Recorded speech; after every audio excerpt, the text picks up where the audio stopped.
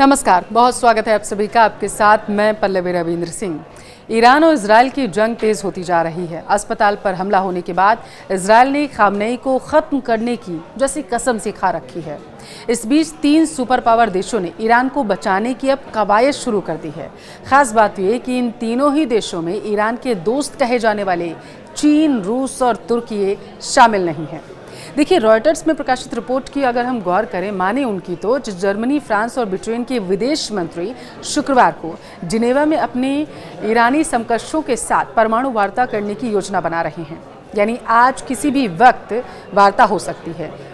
दूसरी तरफ अगर देखें तो तीनों राष्ट्रों की कोशिश है कि वो इजरायल ईरान संघर्ष के बीच किसी तरीके की कूटनीतिक जो है वो समाधान तलाशने की कोशिश करें, क्योंकि ट्रंप लगातार धमकी दे रहे हैं और इसके लिए वे ईरान के विदेश मंत्री अब्बास अराक्ची से भी मुलाकात कर सकते हैं। ऐसी जानकारी निकलकर सामने आ पा रही है।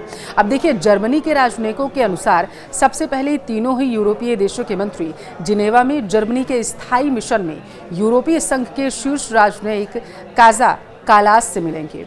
इसके बाद ईरानी विदेश मंत्री के साथ बैठक हो सकती है। महत्वपूर्ण बात यह है कि बातचीत संयुक्त राज्य अमेरिका की सहमति से होने जा रही है। अब यहाँ पर इसलिए माना जा रहा है कि ट्रंप आगे क्या करने वाले हैं इसके बारे में वो अपने पत्ते खोल ही नहीं रहे, क्योंकि एक तरफ वो ईरान को धमकी दे रहे हैं सरेंडर करने की, दूसरी तरफ वो इन तीनों देशों को ये आदेश भी दे रहे हैं इनडायरेक्ट तरीके से कि आप जा करके ईरान का समर्थन कीजिए, क्योंकि ये सब कुछ हो रहा है ट्रंप की सहमति से ही, ऐसा दावा किया जा रहा। दरअसल अमेरिकी राष्ट्रपति डोनाल्ड ट्रंप ने इजरायल के सैन्य अभियान में अमेरिका के शामिल होने पर कोई प्रतिक्रिया अभी तक नहीं दी है। इससे चिंता और ज़्यादा बढ़ गई है कि संकट बढ़ सकता है। हालांकि ट्रंप ने कहा है कि उन्होंने ईरान पर हमले करने के लिए अमेरिकी सैन्य बलों को अनुमति देने के बारे में अभी अंतिम फैसला नहीं लिया। वह अभी इंतजार करना पसंद करेंगे, जो वो कर भी रहे हैं। अब माना यह जा रहा है कि तीनों ही देश ईरान से बातचीत कर उसे इस पर राजी करना चाहते हैं कि वह परमाणु कार्यक्रम को सीमित रखेगा और इसका प्रयोग सिर्फ नागरिक उद्देश्यों के लिए ही करेगा, यानी कि नागरिकों की सुरक्षा के लिए करेगा।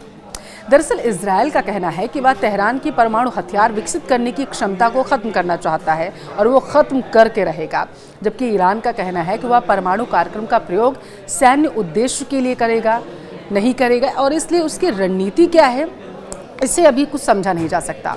उधर जर्मन विदेश मंत्री जोहान वेटफुल ने ईरान के नेताओं से अपील की है कि वे समाधान की दिशा में कदम को आगे बढ़ाएं और परमाणु कार्यक्रम पर आश्वासन भी दें।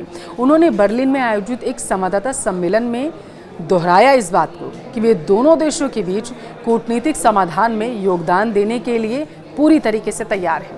अब यहाँ आपको बता दें कि जर्मन विदेश मंत्री वेटफुल ने फ्रांसीसी और ब्रिटिश समकक्षों और यूरोपीय संघ के विदेश नीति प्रमुख के साथ सोमवार को ईरानी विदेश मंत्री के साथ टेलीफोन पर बातचीत भी की थी और एक स्पष्ट प्रस्ताव भी रखा गया था, ऐसा दावा है। वेटफुल ने इस बात पर जोर दिया कि तेहरान को तनाव कम करने की दिशा में पहला कदम उठाना ही चाहिए। स्काई न्यूज़ के उप राजनीतिक संपादक सैम कोट्स ने पुष्टि की है इस बात की कि ब्रिटेन के विदेश मंत्री डेविड लैमी ईरान और अपने यूरोपीय समकक्षों के साथ परमाणु वार्ता में भाग लेने पर सहमति जता चुके हैं। अब सवाल ये उठता है कि ट्रंप ने ईरान को 2 हफ्ते का समय दिया सरेंडर करने के लिए। दूसरी तरफ इन तीनों देशों को ईरान के साथ खड़ा हो जाना, क्या लगता है आपको? आगे आखिर होने क्या वाला है, क्या देखने को मिल सकता है? हमें कमेंट करके ज़रूर बताएं।